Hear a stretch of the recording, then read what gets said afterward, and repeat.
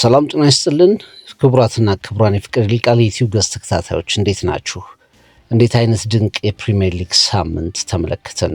ከኤለንድ ሮድ እስከ ኢታድ ክራቨን ኮቴጅ በሌሎችም ስታዲየሞች አስደናቂ ድራማዎች፣ የመጨረሻ ደቂቃ ጎሎች፣ ውጣ ውረዶች፣ የተገኙ የሚመስሉ 3 ነጥቦች፣ እንደገና ያደፈጡ አቻነቶች፣ በጣም አስደናቂ ሳምንት ተመለከትን። በዮርክሻየር ላንክሻየር በውጥረት የታጀበው የማንቸስተር ዩናይትድ እና የሊድስ ጨዋታ ባቻ ውጤት ተጠናቋል። ከጨዋታው በኋላ እንግዲህ የአሰልጣኝ ሩበን አሞሪም አስተያየት በዩናይትድ ሃይራርኪና በሳቸው መካከል ያለው በዩናይትድ ባለስልጣናትና በሳቸው መካከል ያለውን ውጥረት ይፋ ያደረገ ሆኗል። አዲስ መነጋገሪያ ርዕስ አስቀምጠዋል። እኔ የማንቸስተር ዩናይትድ አሰልጣኝ ብቻ ለመሆን አልመጣውም፣ ከዛ የዘለለ የማንቸስተር ዩናይትድ ማናጀር ለመሆን የመጣሁት የሚል አስተያየታቸውና ሌሎች ዝርዝሮች መነጋገሪያ ሆነው ይቀጥላሉ።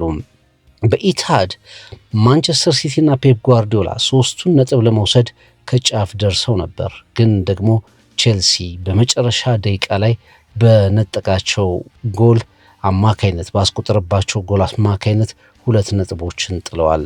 ኤንዞ ማሬስካን ትተው ግን የተበታተነ ስሜት ይዘው የመጡ የሚመስሉ ቼልሲዎች በተጋድሎ በከፍተኛ ሁኔታ 1 ነጥብ ከኢታድ መውሰድ ችለዋል። በክራቨን ኮቴጅ ሊቨርፑል ጨዋታውን ያሸነፈ ይመስል ነበር። ኦዲ ሃክፖ በ93ኛው በ94ኛው ደቂቃ ላይ ጎል ካስቆጠረ በኋላ ኮሜንታተሩን እንዳዳመጣችሁት ሊቨርፑል ጨዋታውን አሸንፏል የሚል አስተያየቱን ጭምር ሲናገር ነበር። ነገር ግን በ7ኛው ደቂቃ 90ው ደቂቃ ተጠናቆ በ7ኛው ደቂቃ ላይ ሪሰን ሪድ እጅግ አስደናቂ ጎል ምናልባትም ፕሪሚየር ሊጉ ሲጠናቀቅ ለአመቱ ምርጥነት ጭምር ልትወዳደር የምትችል ጎል አስቆጥሮ የሊቨርፑልና የፉላም ጨዋታም በድራማዊ ሁኔታ ባቻ ውጤት ሊጠናቀቅ ችሏል። በአጠቃላይ በሳምንቱ አትራፊ የሆኑት መድፈኞቹ ናቸው። ወደ ቫይታሊቲ ስታዲየም አቅንተው 3-2 በሆነ ውጤት አሸንፈው የትናንቱን ጨዋታ በጉጉት ሲጠብቁ የነበሩት መድፈኞቹም የቼልሲው ኤንዞ ፈርናንዴዝ ጎል ሲያገባ ከሰሜን ለንደን ጀምሮ በሁሉም መድፈኞቹ ደጋፊዎች በሚገኙባቸው ቦታዎች ላይ ከፍ ያለ ድምፅ ተሰምቷል።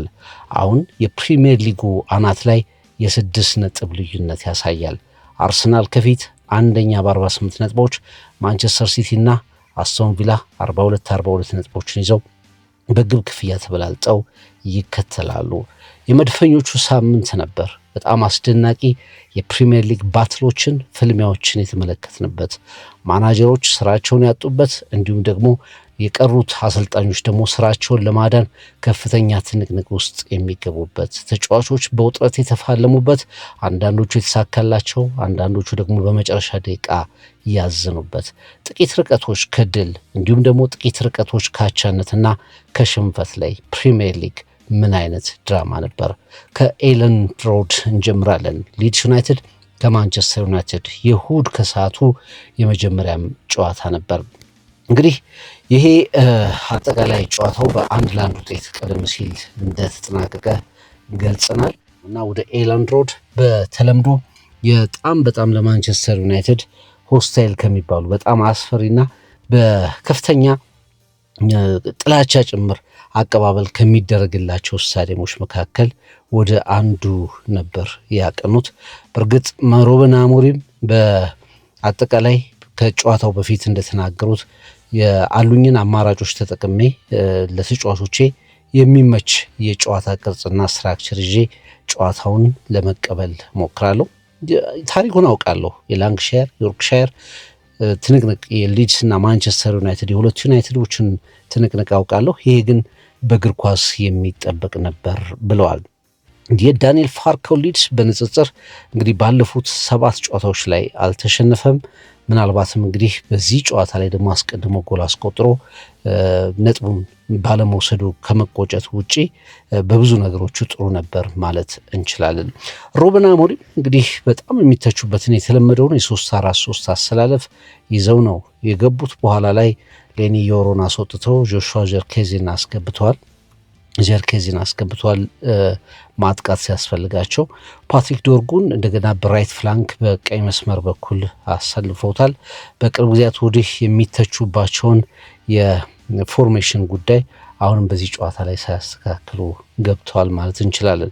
በሊድስ በኩል ትልቁ ጉድለት የነበረው የኤታን አምፓዶ የካፒቴኑ በቅጣት አለመሰለፍ ጉዳይ ነው። ነገር ግን ኖህ ኦካፎር የተጫዋቹን ቦታ በጥሩ ሁኔታ ሸፍኖት ነበር። ዶሚኒክ ካልቨርት ሉዊስ እንደዚህ በማጥቃት መስመር ላይ ተመልሶ ነበር ማለት ይቻላል። እንግዲህ ይህን ጨዋታ የተመለከታችሁ ወደ ታሪክ አሁን እሱን በሌላ ጊዜ እናነሷለን። ሊድስ ዩናይትድ ከማንቸስተር ዩናይትድ ያላቸውን ታሪክ በተመለከተ በጣም አስደናቂ ጨዋታዎችን አከናውነዋል። በውጥረት የተሞሉ በፍልሚያዎች የተሞሉ በጉሽሚያዎች የተሞሉ ብዙ ጨዋታዎችን አሳልፈው ያውቃሉ። ይሄ ስቴዲየም እንግዲህ በጣም ድንቅ ድባብ ነበረው ማለት ይቻላል። ነገር ግን ማንቸስተር ዩናይትድ በመጀመሪያው አጋማሽ ላይ በተቻለ መጠን በተረጋጋ ሁኔታ ለመጫወት ጥረት አድርጓል። ያንን የሚፋጅ የሚመስለውን የሊድስን ድባብ ለማቀዝቀዝ ጥረቶችን አድርጓል። እንደው በመጀመሪያዎቹ የጨዋታ አካባቢዎች ማኑኤል ኡጋርቴ እንደዚሁ በሄዲንግ ጎል ማስቆጠር የሚችልበት አጋጣሚ ነበር። ማቲያስ ኩኛ እንደዚሁ ጎል አግብቶ የተሻረበት አጋጣሚ አለ። ዶሚኒክ ካልቨርት ሉዊን እንደዚሁ በሄዲንግ በኳስ መጥቶ የግብ ቋሚ የመለሰበት የቋሚውን የውጭ ክፍል የመለሰበት አጋጣሚ በሄዲንግ እንደዚሁ የምናስታውሰው ነው። ካዝሜሮ ዮሮ እንደዚሁ ሙከራዎችን አድርገዋል እና የመጀመሪያው አጋማሽ በጣም ታይት ተቀራራቢ ግን ውጥረት የተሞላበት ጎል ግን ያልነበረው አጋማሽ ሆኖ ተጠናቀቀ። ሁለተኛው አጋማሽ ነገሮች የተሻሉ ሆነው ተመለከትናቸው። ሊድስ በተሻለ ሁኔታ ወደ ማንቸስተር ዩናይትድ የግብ ክልል መንደርደር ጀመረ። ኖህ ኦካፎር ብዙ በተለይ በዩናይትድ የቀይ መስመር በኩል ትንሽ አስቸጋሪ ነገሮችን መፍጠር ተጀመረ። በኋላ ላይ አይደን ሄቨን የሰራውን ስህተት በመጠቀም እንግዲህ አስደናቂ ጎል ሊድሶች በብሬንደን አሮንሰን አማካይነት ጎል ማስቆጠር ቻሉ ማለት ነው። የኤላንድ ሮድ ሴሌብሬሽን የኤላንድ ሮድ ደስታን በጣም ማስታወስ የምንችለው ነው። በኋላ ሮብን አሞሪም ወሳኝ ለውጦችን ወደ ማድረግ ተንደረደሩ። ሌኒ ዮሮን በጆሹዋ ዠርኬዚ ቀይረው አስገቡ። ይህን ተጫዋች ባለፈው ከወልቭስ ጋር በነበረው ጨዋታ ጥሩ በነበረበት ሁኔታ መቀየራቸው ብዙ ሲያስተቻቸው ነበር። በዚህኛው ጨዋታ ላይ ግን ቀይረው ካስገቡት በኋላ በ174 ሰከንዶች ውስጥ የጨዋታውን ተጽዕኖ ውስጥ መክተት ቻለ። እንደውም ማንቸስተር ዩናይትድ ልክ ቤንጃሚን ሴስኮ ለዘርኬዚ እንደገና ለማቲያስ ኩኛ የሰጠው ኳስ ኩኛ በጥሩ ሁኔታ ጨርሶት ማንቸስተር ዩናይትድ ያቻነት ጎል አስቆጠረ። ዩናይትድ ወደ ጨዋታው ተመለሰ። የጨዋታው ሞመንተም ተቀየረ ማለት እንችላለን። በጣም ድንቅ ኳሶችን ሴላመንስ አድኗል። ለምሳሌ ኦኮፎርን የኦቨርሄድ ኪክ በመቀስ ምት በግሩም ሁኔታ አስቆጥሯል። ሴስኮ ከቅርብ ርቀት ስቷል። ማቲያስ ኩኛ እንደዚሁ ፖስቱን የግብ አቋሚውን መጥቷል። ጆር ፒሮይ እንደዚሁ ለሊድስ ዩናይትድ ጎል ለማስቆጠር ተቃርቦ ነበርና ይሄ የማንቸስተርና የሊድስን ታሪክ የሚያስታውስ የደጋፊውን ድባብ የሚመጥን የሁለተኛ አጋማሽ ጨዋታ ተመልክተናል ማለት ይቻላል። እንግዲህ ሩበን አሞሪም አሁንም በዚህ ጨዋታ ላይ ሊድስ ምናልባት አለመሸነፍ ጉዞን አጠናክሯል። ከሊድስ እና ከማንቸስተር ዩናይትድ ታሪክ አንጻር ሁለቱ ቡድኖች ካላቸው የተጫዋች ስብስብ አንጻር አሁንም ለማንቸስተር ዩናይትድ ትልቁ የማሸነፍ ግምት ተሰጥቶት ግን በግምቱ ልክ ሳይገኝ ቀርቷል። ምናልባት ለማንቸስተር ከኋላ እየተመራ ያለመሸነፉ ያቻነት ጎል ማስቆጠሩ ካልሆነ በስተቀር ነገሮች ጥሩ ናቸው ብሎ ማስቀመጥ አይቻልም። የበለጠ ሩበን አሞሪም ላይ ከባድ ጫና የሚፈጥር የበለጠ በተለያዩ ተጫዋቾች ላይ የበለጠ ጫና እንዲያደር የሚያደርግ ነው ብለን ማስቀመጥ እንችላለን። ማንቸስተር ዩናይትድ ይህን ጨዋታ ቢያሸንፍ የሊቨርፑልን አቻ መውጣት፣ የቼልሲን አቻ መውጣት በጣም ቀለል ባሉ ፊክስቸሮች ላይ መጠቀም የሚችልበትና ራሱን በፕሪሚየር ሊጉ ጥሩ ቦታዎች ላይ ማስቀመጥ የሚችልበት አጋጣሚ ነበር። ግን ይህንን እድል ዩናይትዶች አለመጠቀማቸው ትልቁ ክፍተት ተደርጎ መነሳት ይኖርበታል። እንግዲህ ሩበን አሞሪም ከዛ በኋላ አስተያየታቸውን መስጠት ችለዋል። ባለፈው አርብ እንግዲህ ከፎርሜሽን ጋር በተያያዘ ብዙ ተጠይቀው ነበር። እሱን መመለስ አልፈልግም፣ ስለ ሊድስ ጨዋታ ብቻ ነው ማውራት የምፈልገው የሚል አስተያየታቸውን መሰንዘራቸውን እናስታውሳለን። በአብዛኛው በፑንዲቶች ብቻ ሳይሆን በደጋፊዎችም ጭምር ማንቸስተር ዩናይትድ ፕላን ቢ ሊኖረው ይገባል፣ ሩበን አሞሪም በቂ ፕላን ቢ የላቸውም በሚል በጣም ይተቻሉ። እሳቸው በኒውካስሉ ጨዋታ ላይ ለውጥ ካደረጉ በኋላ በእናንተ ጫና ምክንያት አለመቀየሬን እወቁ ማለታቸው አነጋጋሪ ነበር። ከዚህ የጨዋታ ካቻነቱ በኋላ ከሊድስ ዩናይትድ ጋር ማንቸስተር ዩናይትድ ባቻነት ካጠናቀቀ በኋላ ግን በሰጡት ፕሬስ ኮንፈረንስ ላይ ከኢንተርናል ስትራክቸሩ ጋር ከማንቸስተር ዩናይትድ የውስጥ አስተዳደር መዋቅር ጋር ጥሩ እንዳልሆኑ የበለጠ ይፋ አድርገዋል። መጀመሪያ አርብ ከጨዋታው በፊት በኋላ ደግሞ እሁድ ከጨዋታው በኋላ በከፍተኛ ሁኔታ ብዙ ነገሮችን ተናግረዋል። ስለ ጃንዋሪ የዝውውር ጉዳይ እንዲሁም ደግሞ ስለሚፈርሙ ተጫዋቾች በቂ አለመሆን እና ደግሞ ስለ ስልጣን ክፍፍል የአሰልጣኙ ሚና እንዲሁም ደግሞ የሌሎች ሰዎች ኃላፊነትን ሚናን በተመለከተ በጣም አነጋጋሪ ሊባል የሚችል አስተያየት ሰንዝረዋል። በኖቬምበር 2024 ነው የማንቸስተር አሰልጣኝ ሆነው የመጡት። ኮንትራታቸው እስከ ሰኔ 2027 ድረስ ይቆያል። እናም እኔ የመጣሁት ለማንቸስተር ዩናይትድ አሰልጣኝ ለሆን ነው እንጂ ኮች ብቻ አይደለሁም እና ከሜዳ ውጭም ባለው ጉዳይ ላይ ኃላፊነት ሊሰጠኝ ይገባል የሚል አስተያየታቸውን ተናግረዋል። እኔ የሜዳ ላይ ብቻ አሰልጣኝ ልሆን አልመጣሁም የሚል ሀሳባቸውን ተናግረዋል። እዚህ የመጣሁት የማንቸስተር ዩናይትድ ማናጀር ለሆን እንጂ አሰልጣኝ ብቻ ለሆን አይደለም ሲሉ ተናግረዋል። ያም ብቻ አይደለም፣ በጣም ትልልቅ የሚባሉ አሰልጣኞችን ስም ጠቅሰዋል። ቱሄልን፣ ቶማስ ቱሄልን ላልሆን እችላለሁ፣ አንቶኒዮ ኮንቴ ላልሆን እችላለሁ፣ ወይም ጆዜ ሞሪኖ ላልሆን እችላለሁ፣ ግን የማንቸስተር ዩናይትድ አሰልጣኝ ነኝ እና እንደ ማንቸስተር ዩናይትድ አሰልጣኝ ትሪት መደረግ አለብኝ። የማንቸስተር ዩናይትድ አሰልጣኝ ሊኖረው የሚገባው አቅምና የመወሰን ኃይል ሁሉ ሊኖረኝ ይገባል ሲሉም ሀሳባቸውን ተናግረዋል። 18 ወራት ይቀራቸዋል ኮንትራታቸውን በተመለከተ። ስለዚህ የሚቀጥለው ሰው እስኪመጣ ድረስ አሉ የሚቀጥለው ሰው እስኪመጣ ድረስ ኩዊት አላደርግም ወይም ስራዬን አልተውም፣ በከፍተኛ ሁኔታ ስራዬን እየሰራው ቀጥላለሁ፣ ግን ሌሎቹም ደግሞ ስራቸውን ይስሩ በማለት በተለይ የእግር ኳስ ዳይሬክተሩን ጃሰን ዊልኮክስን ማዕከል ያደረገ አስተያየት ሰጥተዋል። የዩናይትድ መልማዮችንም እንደዚሁ አስተያየት አድርገው ተናግረዋቸዋል። እኔ ስራዬን እየሰራው ነው፣ ስራዬን መስራቴንም ለሚቀጥሉት 18 ወራት እቀጥላለሁ፣ በከፍተኛ ደረጃ መስራቴን እቀጥላለሁ፣ ግን እያንዳንዱ ዲፓርትመንት አሉ ስራውን መስራት መቻል አለበት። መልማዩ፣ የስፖርቲንግ ዳይሬክተሩ፣ ሁሉም ሰው ስራውን መስራት መቻል አለበት የሚል ሀሳብ ተናግረዋል። በአጠቃላይ ሲጠቃለል እኔ በቡድን ውስጥ ቡድኑ መቆጣጠር ይኖርብኛል፣ በቡድን ግንባታ ውስጥ የተሻለ ቁጥጥር ሊኖረኝ ይገባል፣ እያንዳንዱ ዲፓርትመንት ደግሞ ተጠያቂ ሊሆን ይገባል በማለት ሀሳባቸውን ተናግረዋል። ሩበን አሞሪም ውጤት ሲመጣ ሲጠፋ እንደገና ሌላ ድራማ ቀስቅሰዋል፣ ሌላው ኳሱን ወደ ሌሎች ማሻገር ጀምሯል በሚል ተተችተዋል። እስካሁን ምንም አልተነፈሱም።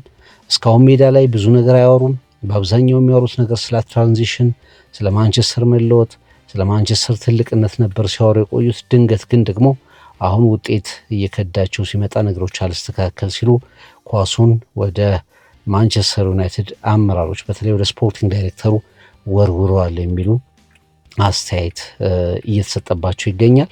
ግን ያው እሳቸው እንደተናገሩት እቆያለሁ፣ ዩናይትድ እና ቦርዱ ሌላ አሰልጣኝ አምጥቶ እስኪተካኝ ድረስ እቆያለሁ፣ ስራዬን እየሰራው እቆያለሁ የሚል ሀሳባቸውን ተናግረዋል። ይህም ትንሽ አነጋጋሪ አድርጓቸዋል። እሳቸው ቀድመው እንደማይለቁ ግን ማንቸስተር ዩናይትድ እንደሚያሰናብታቸውም ያመኑ ይመስላሉ። እና ሌላው ከማንቸስተር ዩናይትድ የቀድሞ ተጫዋቾች ጋር የተያዘ አስተያየታቸውም እንደዚሁ ለሩበን አሞሪም እና ለቡድናቸው በጣም አዲስ አነጋጋሪ ነበር። የሚዲያውን ትኩረት የሳበ ነበር። በሳምንቱም እነ ጋሪ ኔቭልን፣ ፖል ስኮልስን የመሳሰሉ የቀድሞ ዩናይትድ ተጫዋቾችን መቆጣጠር ካልቻለ ክለቡ ስሙን ይቀይር እስከ ማለት ድረስም ደርሰዋል። በጣም ተከታታይ ትችቶች አሉ። ያ ክለቡን አፌክት እያደረገው ነው የሚል አስተያየትም እስከ መስጠት ደርሰዋል። እና ማንቸስተር ዩናይትድ ከጨዋታው በላይ ከኢለንድ ሮዱ ያቻ ውጤት በኋላ ሩበን አሞሪም የተናገሩት ነገር በከፍተኛ ሁኔታ ትኩረት የሳበ ሆኗል። እንግዲህ ዩናይትድ ውስጥ ይሄ ግልጽ የሆነ አጫወት የለም። ኦቶሪቲን በተመለከተ እንደዚሁ የቡድን አንድነትን በተመለከተ የሚነሱ ሚዲያው ላይ የሚነሱ አስተያየቶች አሉ። እነሱን ያረጋገጠ ክፍተት መኖሩን ግን ሩበን አሞሪም አምነዋል። ለማንኛውም ማንቸስተር ዩናይትድ እንደገና ከታች ከመጡ ቡድኖች እና በንጽጽር ደግሞ ቀለል ያሉ ተጋጣሚዎች ይሆናሉ ተብለው ከሚታሰቡ ተጋጣሚዎች ከሁለተኛውም ነጥብ 3 ነጥብ መውሰድ አልቻለም። በወልቭስ እንደዚሁ ነጥብ ጥሏል። ከሊድስ ዩናይትድ ጋር ነጥብ ጥሏል። ቀጣዩ ፊክስቸር በርንሌ ነው። በዛ ላይም እንግዲህ የሚሆነውን እንመለከታለን። ግን ትልቁ 9 ሰዓት ተኩል የነበረው እሁድን የከፈተው ጨዋታ በሩበን አሞሪም ትኩረት የተጠናቀቀ ሆኗል። ወደ ኢታድ እናቅናለን። የምሽቱ ትልቅ ጨዋታ ምናልባትም የሳምንቱ ትልቅ ጨዋታ ነበር። ማንቸስተር ሲቲ እና ቼልሲ በኢታድ ስታዲየም ያደረጉት ትንቅንቅ። አስቀድሞ እንግዲህ ቲጃኒ ራይንደርስ ለማንቸስተር ሲቲ ጎል አስቆጠረ። በመጨረሻ 94ኛው ደቂቃ አካባቢ ቼልሲ በኤንዞ ፈርናንዴዝ በጨዋታው በቡድኑ ኮከብ ተጫዋች በዕለቱ ኮከብ ተጫዋች ኤንዞ ፈርናንዴዝ አማካይነት ጎል አስቆጥሮ 1-1 ተጠናቀቀ። በዚህ ውጤት በለንደን ተቀናቃኞቻቸው ውለታ የተዋለላቸው አርሰናሎች ድምፃቸውን ከፍ አድርገው ደስታቸውን የገለጹበት ምሽት ነበር ማለት ይቻላል። በስታዲየም ኦፍ ላይት ከሰንደርላንድ ጋር እንደዚሁ በአቻ ውጤት ተለያየ። ማንቸስተር ሲቲ አርሰናል ከባዱን አስቶን ቪላን በማሸነፍ የ2 ነጥብ ጋፕ ጨመረ። አስቀድሞ እንደገና ከበርንማውዝ ጋር ከሜዳ ውጭ በቪታሊቲ ስታዲየም አርሰናል 3 ነጥብ ወሰደ። 3-2 በሆነ ውጤት አሸንፎ እንደገና ቼልሲ ባለቀ ሰዓት ከማንቸስተር ሲቲ ያስጣለውን 2 ነጥብ አርሰናሎች እንደ መተንፈሻ አገኙበትና የሳምንቱ አሸናፊዎች ነበሩ። ከጨዋታው በፊት እንግዲህ ትልቁ ትኩረት ቼልሲ በዲሴምበር ያሳየው ደካማ አቋም፣ በኋላም በተፈጠረው ውጥረት የተነሳ የኤንዞ ማሬስካ መሰናበት፣ ማሬስካ በአዲሱ ዓመትን እንኳ ቼልሲን እየመሩ እንዲያጠናቅቁ አልተፈቀደላቸውም። ያን ብቻ ሳይሆን በጣም ከባድ የሚባል ፊክስቸር ከሜዳ ውጭ ከሲቲ ጋር ኢታር ላይ ያለ እንዲሰናበቱ ተፈልጓል እና ያለ ቋሚ አሰልጣኝ ነው ቼልሲ ይህንን ጨዋታ ያከናውነው። በጊዜ አሰልጣኙ ካሉም ማክፋርላን አማካይነት የተመራ ነው ቼልሲ ይህንን ጨዋታ ያከናውነው። የአንደር 21 ቡድኑ አሰልጣኝ ናቸው። እኒህ ሰው ከዚህ በፊት ምንም አይነት የትልቅ የሲኒየር ጌም ልምድ የላቸውም። አጭር ጊዜ አጭር ኖቲስ ነው የተሰጣቸው። እንደውም እሳቸው ተዘለው የስትራስበርጉ ዋና አሰልጣኝ የሊያም ሮዜኒየር መምጣት እንደ ትልቅ ጉዳይ እየተወራ ዲስከስ እየተደረገ ነው የማንቸስተር ሲቲ እና የቼልሲ ጨዋታ የደረሰውና የማክፋርለን ምንም አይነት ኤክስፒሪየንስ አይኖራቸው ይህንን ጨዋታ በ1-1 ውጤት ማጠናቀቃቸው አስደናቂው ክስተት ነበር። በመጀመሪያው አጋማሽ የፔፕ ጓርዲዮላ ቡድን በጣም ጠንካራ የበላይነት ነበረው ማለት ይቻላል። 4 ሚድፊልደሮች ነበሩት። ቲጃኒ ራይንደርስን ወደ ግራ፣ ኒኮ ኦሬሊ፣ ሮድሪ እና ሌሎችንም አማካዮችን እየተጠቀመ በጣም በጥሩ ሁኔታ የበላይነቱን መፍጠር ችሎ ነበር። በሌፍት ቲጃኒ ራይንደርስ እንደዚሁ ኒኮ ኦሬሊ ከሌፍት ባክ ወደ መስመር እየወጣ እንደዚሁ ጫናዎችን ሲፈጥር ተመልክተነዋል። ሮድሪ እንደዚሁ የመጀመሪያ አፒራንሱን የመጀመሪያ ተሰላፊነቱን ከ3 ወራት በኋላ አግኝቷል። በመጀመሪያው አጋማሽ ላይ በሲቲ የጨዋታ ፍሰት ውስጥ ቁልፍ ሚና ነበረው። ሼርኪ በጣም ድንቅ ነበር። ሃላንድ ሙከራዎችን አድርጓል። በጣም ወደ ቼልሲ ግብ ክልል በተደጋጋሚ ጥረት ሲያደርግ ነበር። ያለቀላቸው የሚመስሉ እድሎችንም አምክነዋል። በአንጻሩ ቼልሲ እንግዲህ የመጀመሪያው አጋማሽ ላይ ሪስ ጄምስን ወደ ዲፕላይንግ ሚድፊልደር አስጠግቶ ተጫውቷል። በተለየ ሞይሴስ ካይሴዶ አለመኖር በፊዚካል በአጠቃላይ ባጫወት በኢንቴንሲቲ በመጀመሪያው አጋማሽ ላይ እንዲጎዳ አድርጎት ነበርና ቼልሲ አግሬሲቭ ነበሩ ሲጀምሩ። በኋላ ግን የማንቸስተር ሲቲን እንቅስቃሴዎች ማቆም ተስኗቸው ተመልክተናል። ሃላንድ 2 ያለቀላቸው ሙከራዎችን አምክኗል። አንዱን ግብ ጠባቂው ፊሊፕ ዮርገንሰን አድኖበታል። አንዱን ደግሞ የፋር ፖስቱ የውስጥ ክፍል መቶት ኳሱ ወጥቷልና በሮበርት ሳንቼዝ ጉዳት ምክንያት የገባው ዮርገንሰን በመጀመሪያው አጋማሽ ላይ ጥሩ ነገሮችን መፍጠር ችሏል። የመጀመሪያው አጋማሽ ሊጠናቀቅ ጥቂት ደቂቃዎች ሲቀሩ ሮድሪ ለሪያን ቸርኪ እንደዚሁ በቀጥታ ለሃላንድ ሰጣለው ሲል የተጨረፈች ኳስ ቲጃኒ ራይንደርስ አግኝቶ ሞሮፍ የግሉ ብቃት በታየበት ሁኔታ አንዷን ጎል አስቆጠረ እና የሲቲ ዶሚናንስ በጣም ድንቅ ስለነበር ጎሏ የምትገባቸው ነበረች። ሁለተኛው አጋማሽ ላይ እንግዲህ ማክፍሌር በጣም ወዲያውኑ ቅያሬዎችን አደረጉ። እንግዲህ አንድሬ ሳንቶስን ወደ ሜዳ ወደ አማካይ ክፍሉ አስገቡ። ከዛ ውጪ ኤንዞ ፈርናንዴስ ወደፊት እንዲንቀሳቀስ ማድረግ ቻሉ። ፓልመር ወደ ለመደው ቀኝ መስመር እንዲወጣ ተደረገ። ማሎ ጉስቶ ወደ ቀኝ የተከላካይ መስመር ራይት ባክ ፖዚሽን ላይ እንዲጫወት ሆነ። ቼልሲ በሁለተኛው አጋማሽ ላይ የተሻሻለ ቼልሲ ሆኖ ተመለከት ነው። በተለይ ፈርናንዴስ ሁለተኛው አጋማሽ ላይ ጥሩ ነበር ማለት ይቻላል። እንደውም ፔድሮ ኔቶ ያባከነው ኳስ፣ ሊያም ዴላፕ ሞክሮ ያማከነው ኳስ ቼልሲን ወደ መስመር ሊያስገቡት የሚችሉበት እድል በጣም ሰፊ ነበር። እድሎችን ሚስ አደረጉም። ሃላንድም በሁለተኛው አጋማሽ ላይ እንደዚሁ ሙከራዎችን አድርጓል፣ ግን ሳይሳካ ቀረ። በአብዛኛው ጨዋታው እየተጠናቀቀ መጣ። 6 ደቂቃዎች ተጨማሪ ሆኑ። የቼልሲ ጫና ድንገት መጨመር ጀመረ። እንግዲህ በኋላ ላይ ማንቸስተር ሲቲዎች 3 ነጥቡን አረጋገጥን ብለው ባሰቡበት ሰዓት ከማሎ ጉስቶ ከቀይ መስመር የተነሳች ኳስ ዴላፕ ሴንተር የተደረገች ኳስ ዴላፕ ሲስት ኤንዞ ፈርናንዴዝ አግኝቶ በቀጥታ 2 ጊዜ ነክቶ በ2 አቴምት ዶናሩማ ላይ ጎሏን አስቆጠረ። ቼልሲዎች እና ደጋፊዎቻቸው ፈንጠዝያቸው ከፍ ያለ ነበርና በማንቸስተር ሲቲ እና የቼልሲን ጨዋታ በጣም ቁጭ ብድግ ብለው ሲጠብቁ ሲመለከቱ ለነበሩ አርሰናል ደጋፊዎች የምስራች ነበረች ጎል ነበረች ማለት ይቻላል። እና ይህቺ ጎል ምናልባት በታይትል ሬሱ ላይ የሚኖራት ፋይዳ በጣም ከፍተኛ ሊሆን ይችላል። አርሰናል በርንማውዝን ካሸነፈ በኋላ ሲቲ 2 ተከታታይ ጨዋታዎችን ባቻ ውጤት ማጠናቀቁን በጥሩ ሁኔታ ተቀብሎ በ6 ነጥቦች መሪነት ከላይ መቀመጥ ችሏል። ቼልሲ ያለ ኤንዞ ማሬስካ ነው የመጣው። አንዷ ነጥብ እንደ ማሸነፍ ልትቆጠር ትችላለች። ጎሏም የተቆጠረችበት ሰዓትና ደቂቃው እንዳለ ከግምት ገብቶ ሪስ ጄምስ ተናገረ። ከሜዳ ውጭ ብዙ ድራማዎች አሉ፣ ብዙ ነገሮች አሉ፣ እነሱ አይመለከቱንም። እኛ ማድረግ የምንችለው ሜዳ ላይ መፋለም፣ በዲሲፕሊን በእምነት መፋለም ብቻ ነው የሚል ሀሳቡን ተናገረ። ቼልሲዎች መጨረሻ ላይ ተሳካላቸው። የአሰልጣኙ እንግዲህ ምንም ትልቅ አሰልጣኝ ትልቅ ጨዋታ መርተው የማያውቁት አሰልጣኝ ከትልቁ ፔፕ ጓርዲዮላ 1 ነጥብ ወስደዋል። አርሰናሎች አይረሱትም፣ ራሳቸው ቼልሲዎች አይረሱትም። የአስደናቂ የፕሪሚየር ሊግ ሳምንት ድራማ እንዲታይ ካደረጉት ጎሎች መካከል አንዱን አስቆጥረዋል።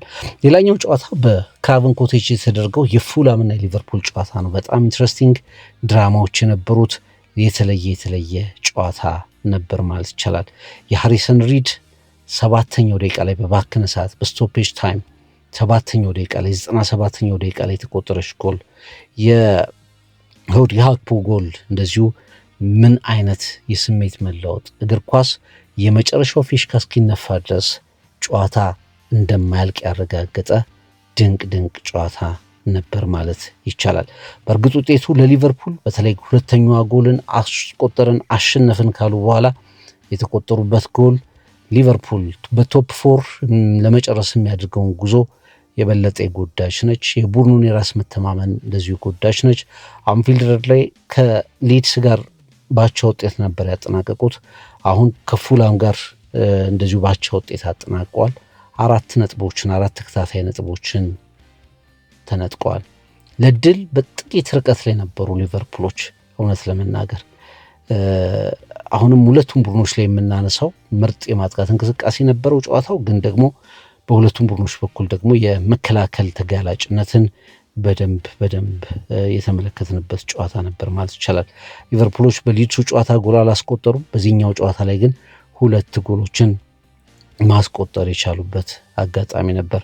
በጣም ብዙ ድራማዎች የነበሩበት፣ ሞመንተሞች የነበሩበት፣ ቫር በ2 ጎሎች ላይ ከፍተኛ አስተዋጽኦ ያደረገበት ፍሎሪያን ቪትስ የሊቨርፑልን አቻነት ጎል ሲያስቆጥር መሆኑ የመጀመሪያው የሊድስ ጎል ስትቆጠር ትልቅ ሚና የነበረበት ነበር ማለት ይቻላል። እንግዲህ ሊቨርፑሎች በመጀመሪያው አጋማሽ ላይ ጨዋታው ከብዷቸው ነበር ማለት ይቻላል። ምንም አይነት ኦን ታርጌት የሆነ ሙከራ አላደረጉም። በፖሴሽን ደረጃ የተሻሉ ናቸው፣ ግን ፔኔትሬት አድርጎ የመግባት የሊቨርፑል ክሬቲቪቲ አሁንም ትልቅ ጥያቄ ውስጥ እንደወደቀ ያሳየ የመጀመሪያ አጋማሽን ነበር ያሳዩት ማለት እንችላለን። በፉላም የባክ ፋይፍ ውስጥ በአምስት ተከላካዮች በሚጫወተው የማርኮስ ሲልቫ የመከላከል ስልት ውስጥ ምንም አይነት ክሊር ፕላን የነበረው ሊቨርፑልን አልተመለከትንም ማለት ይቻላል እና በአብዛኛው የጨዋታ ክፍል ላይ መጥፎ አቋም ያሳየ ሊቨርፑልን ነበር የተመለከት ነው። በሁለተኛው አጋማሽ ኦዲ አክፖ ጎል አስቆጥሮ ነበር። በኦፍሳይድ ተሻረች፣ በትክክልም ኦፍሳይድ ነበረች። እንደገና ማካሊስተር እንደዚሁ የግብ አናት የመለሰበት ሙከራ አድርጎ ነበር። ሊቨርፑል በሁለተኛው አጋማሽ ላይ የተሻለ ነበር ማለት ይቻላል። ኮኖር ብራድሊ ይዟት የሄደችውን ኳስ ፍሎሪያን ቪትስ በግሩም ሁኔታ አስቆጥሮ ኦፍሳይድ ተብላ ብትሻርም በኋላ በቫር ውሳኔ ጎሏ ጸድቃ ሊቨርፑል 1-1 ከፉላም ጋር ጨዋታው ቀጠለ። በኋላ 7 ደቂቃዎች አካባቢ ተጨምሮ 6 ደቂቃዎች አካባቢ ተጨምሮ አራተኛው ደቂቃ ላይ ኦዲ አክፖ በጣም ከቅርብ ርቀት የመጨረሻውን ጎል አስቆጠረ። ፍሪምፖንግ በጣም ጥሩ ኳስ በማሻገር ትልቅ ሚና ነበረው። ያችን ኳስ ሊቨርፑሎች ካስቆጠሩ በኋላ ኦዲ አክፖ ጨዋታውም እንደተጠናቀቀ አድርጎ መለያውን አውልቆ ጭምር። ብዙ ጊዜ እንደዛ አይነት ድርጊቶች የሚከሰቱት ልክ ተስፋ በተቆረጠበት ሰዓት ሽንፈት ወይም አቻነት መጥቷል ተብሎ ሲታሰብ ግን ጨዋታውን ሙሉ ለሙሉ የምትቀይር ጎል ስትቆጠር እንደሚደረገው ሁሉ መለያውን አውልቆ ራቁቱን በስታዲየሙን አካለለ። የጨዋታው ኮሜንታተርም ሊቨርፑል ጨዋታውን አሸነፈ የሚል ረዘም ያለ ነገር ተናገረ። ነገር ግን ልክ ጣሊያኖችም እንደሚሉት ወፍራሟ አሮጊት ወፍራሟ ሴት የመጨረሻውን ፊሽካ እስክትነፋ ድረስ ወይም ደግሞ ወፍራሟ ሴት የመጨረሻውን መዝሙር እስክታሰማ ድረስ ጨዋታ አይጠናቀቅም እንደሚሉት ሊቨርፑል ሃሪሰን ሪድ ከ30 ያርድ ርቀት ላይ በጣም አስደናቂ ጎል በቶፕ ኮርነር ላይ በመታት ኳስ አማካይነት ሊቨርፑል ድሉን ሊጥል ችሏል። ባቻነት 3 ነጥቡን በአንድ ሊቀይር ግዴታው ሆኗል። በእርግጠኝነት በሲዝኑ ከተመለከትናቸው ምርጥ ጎሎች አንዷ ነች። በእርግጠኝነት ፉላም ወደ መጨረሻ ላሳየው ትልቅ ተጋድሎ የምትመጥን ጎል ነች ማለት ይቻላል። ለሊቨርፑል መጥፎ አጋጣሚ ነው፣ ለፉላም ግን በጣም ትልቅ ድራማዊ ነጥብ ነበር ማለት ይቻላል። ሊቨርፑል እንግዲህ ባለቀ ሰዓት ጎሎችን የሚያስተናግድ ቡድን የመሆኑ ጉዳይ ተጠናክሮ ቀጥሏል። የሊቨርፑል መፍረክረክ፣ የሊቨርፑል የአምና አቋም ጥላው እንኳ አለመታየቱ እንደገና እየተመለሰ መጥቷል። የቡድኑ ችግር የነበረው መሐመድ ሳላህ ተብሎ እየተገለጸ የነበረው መሐመድ ሳላህ ከሄደ እንኳ ሁለቱን ጨዋታዎች ማሸነፍ አልቻለም። ጎሎችን መፍጠርም እንደዚሁ ተስኖታል። አርነ ስሎትና ሊቨርፑል ሌላ መነጋገሪያ ትልቅ ነገር ሰጥተውን ያለፉበት ሳምንት ነበር ማለት ይቻላል። በአጠቃላይ የሳምንቱ አትራፊ ቀደም ሲል እንደተናገር ነው መድፈኞቹ ናቸው። በቫይታሊቲ 3-2 በሆነ ውጤት የቤት ስራቸውን መስራታቸው የእሁዱን ጨዋታ ዘና እና ተንፈስ ብለው እንዲጠብቁት አድርጓቸዋል። የመጠበቅ ጉዳይ ብቻ ሳይሆን ግን በወሳኝ ተጋጣሚዎቻቸው የተቀናቃኞቻቸው ላይ የደረሰው ነጥብ መጣል የበለጠ በሳምንቱ በፈገግታ እንዲያጠናቀቁ አድርጓቸዋል ማለት ነው። ሊቨርፑል ከአርሰናል ቀጣዩ ጨዋታ ነው እንግዲህ በሐሙስ የፊታችን ሐሙስ ከኛ የገና በዓል ማግስት ኤምሬትስ ላይ የሚደረገው ጨዋታ ይሆናል ማለት ነው። አርሰናሎች 5 ተከታታይ ጨዋታዎችን አሸንፈዋል። የመሪነት ነጥባቸውን በአስቶን ቪላና በሲቲ ላይ ወደ 6 ከፍ አድርገዋል። በመድፈኞቹ የፕሪሚየር ሊግ ሻምፒዮንነት ዙሪያ የሚሰጡት ግምቶች ጠንከር ያሉ ግምቶች የበለጠ በአንድ ደረጃ እንዲያድጉ ያደረገ ሳምንት ነበር ማለት ይቻላል። በበርንማውዙ ጨዋታ 2 ጎሎችን ያስቆጠረው ዴክላን ራይስ በአርቴታ በሚኬል አርቴታም ጭምር በዓለም ላይ በጣም ምርጥ ከሚባሉ አማካዮች አንዱ ተብሎ የተወደሰው ዴክላን ራይስ በሳምንቱ አወዛጋቢ ተደርገው በሚነሱ በቪክተር ዮኬሬሽ እንዲሁም ደግሞ በማርቲን ዙቢሜንዲ ዙሪያ ሀሳቦችን ሰጥቷል። በተለይ ራይስ ቪክተር ዮኬሬሽን በተለየ ሁኔታ ተከላክሏል። 9 ጨዋታዎችን ከኦፕን ፕሌይ ጎል ማስቆጠር አልቻለም ቪክተር ዮኬሬሽ እስካሁን በ18 የሊግ ጨዋታዎች 4 ጎሎችን አስቆጥሯል። 7 ጎሎችን በሁሉም ውድድሮች አስቆጥሯል። ከስፖርቲንግ ሊዝበን ጋር ከነበረበት ንጽጽር ካየነው ወደ አርሰናል ገና አልመጣም ማለት ይቻላል ቪክተር ዮኬሬሽን። ነገር ግን ዴክላን ራይስ እንደተናገረው ምንም እንኳ ጎሎችን ባያስቆጥርም ዮኬሬሽ በማሸነፋችን ውስጥ ትልቅ ሚና ያለው ተጫዋች ነው ሲል ተናግሯል። 4ቱንም የበርንማውዝ ተከላካዮች ከጨዋታ ውጭ አድርጓቸዋል። ማርቲኔሊ ጥሩ ሩጫዎችን እንዲያደርግ መንገድ ከፍቷል። ኦዴጋርድ በነፃነት ኳሶችን ፓስ እንዲያደርግ መንገድ ከፍቷል እና ምንም እንኳ ጎሉን ባያስቆጥር ያለ ዮኬሬሽ ደግሞ ጎሎቹ አይጎኙም ነበር ሲል ዴክላን ራይስ ለቪክተር ዮኬሬሽ ያለውን አክብሮት ገልጿል። ያ ብቻ አይደለም፣ አርሰናል ያለሱ በቶፕ ደረጃ መቀመጥ አይችልም ነበር ሲልም ሐሳቡን አስቀምጧል። ምናልባትም ዓለም ላይ ካሉ ምርጥ ተከላካዮች መካከል አንዱ ነው። ሁልጊዜም በሁለት ተከላካዮች ይያዛል። ይሄ ደግሞ ቡድናችን የመተንፈሻ ቦታዎችንና ስፔሶችን እንዲያገኝ አድርጓልና ለኛ ጥሩ ነገር ጥሩ መተማመንን መልሷል ሲል ሐሳቡን ተናግሯል። ቻንሶች ሲመጡ ደግሞ 100% እንደሚቀይራቸው እርግጠኛ ነኝ በማለት ለቪክተር ዮኬሬሽ ያለውን አክብሮት ገልጿል። በቡድን ውስጥ ያለውን ሚናም እንደዚሁ አጉልቶ አስቀምጧል። ከዛ ውጭ እንግዲህ የማርቲን ዙቢሜንዲን ኢምፓክትን በተመለከተ ዴክላን ራይስ ሐሳቡን ሰጥቷል። ዙቢሜንዲም ስለ ራይስ ሐሳቡን ሰጥቷል። አርሰናሎች ደስተኛ በነበሩበት ሳምንት እርስ በርስን እየተወዳደሱና እየተሞጋገሱ ያሳለፉት ሳምንት ነበር ማለት ይቻላል። እንግዲህ ማርቲን ዙቢሜንዲ ያንዳንዱን ጨዋታ ተጫውቷል በዚህ ሲዝን። ራይስ ባልነበረበት የአስቶን ቪላው ጨዋታ ላይ ጎል አስቆጥሯል።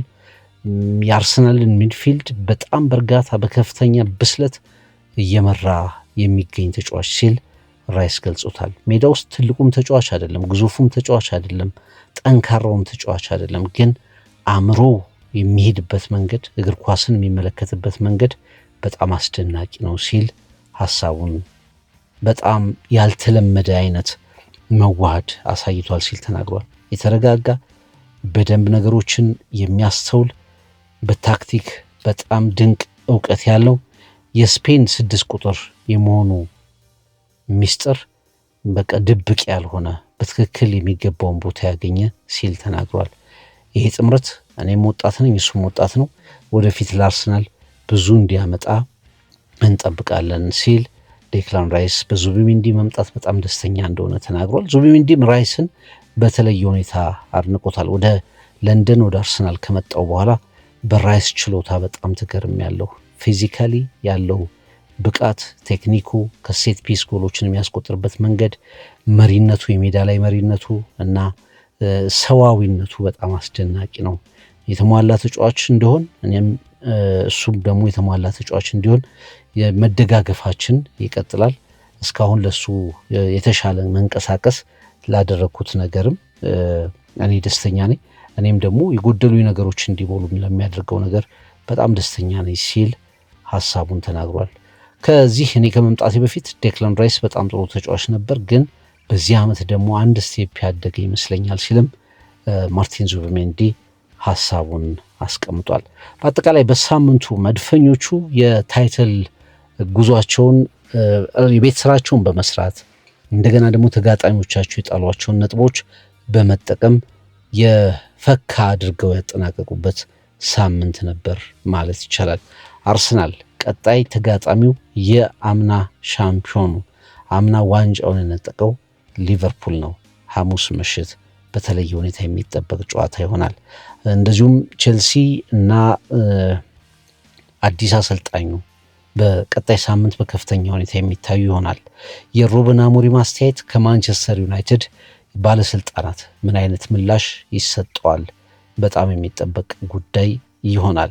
ፔፕ ጓርዲዮላ እና ማንቸስተር ሲቲስ እንዴት ወደ አሸናፊነት ይመለሳሉ? እንግዲህ ከጨዋታው በኋላ የቼልሲ ጎል ስትቆጠር ምን ያህል እንደተከፋ ፔፕ ጓርዲዮላን በጨዋታው መጨረሻ ላይ ተመልክታችሁታል። ወደ ሰማይ አንጋጦ እጅግ ወሳኝ 2 ነጥቦችን ድሮፕ እንዳደረገ በደንብ በሚታይ መልኩ የገለጸበትን ስሜቱን ተረድተናል። ሲቲ እንዴት መመለስ ይችላል? የኡናይ ኤምሬ ከአርሰናል ጨዋታ በኋላ ወደ አሸናፊነት ተመልሰዋል። እንደገና ይሄ ጫና የማድረግ ጉዳያቸውስ እንዴት ይታያል? ሁሉም ትኩረት ግን መሪዎቹ ላይ አርሰናል ላይ እና ሊቨርፑል የሚያደርጉት ጨዋታ ላይ ይሆናል። ሳምንቱ ላይም የተለያዩ ዘገባዎችን እናቀርባለን። አብራችሁን ስለነበራችሁ እናመሰግናለን። የዛሬው ዳሰሳችን በዚሁ ይጠናቀቃል።